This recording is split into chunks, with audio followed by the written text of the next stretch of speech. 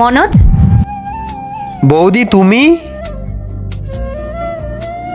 আসলে বিছানাটা নোংরা ছিল তাই এখানে শুয়েছি। আচ্ছা, আসলে ব্রেকফাস্ট রেডি হয়ে গেছে, তাহলে তোমরা দুজনে ফ্রেশ হয়ে চলে আসো, আমরা একসাথেই ব্রেকফাস্ট করব। ঠিক আছে বৌদি।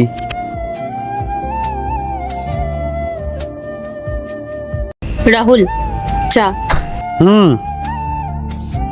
রাহুল, জানো আজকে যখন আমি সকালবেলা মনোজদের রুমে গেলাম না, আমি দেখলাম ও নিচে শুয়ে রয়েছে। কি কি বলছো তুমি? ও হঠাৎ নিচে শুয়েছিল কেন? জানি না রাহুল, ও তো আমাকে বললো যে বেডটা নাকি নোংরা রয়েছে, তাই ও নিচে শুয়েছিল।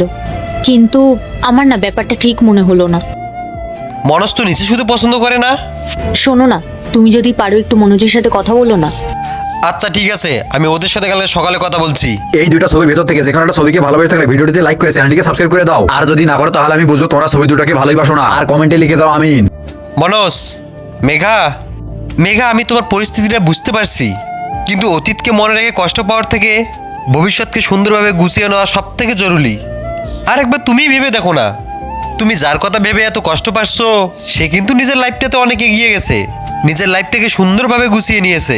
তাই তোমারও উচিত তোমার নতুন লাইফটাকে সুন্দর করে লিড করার।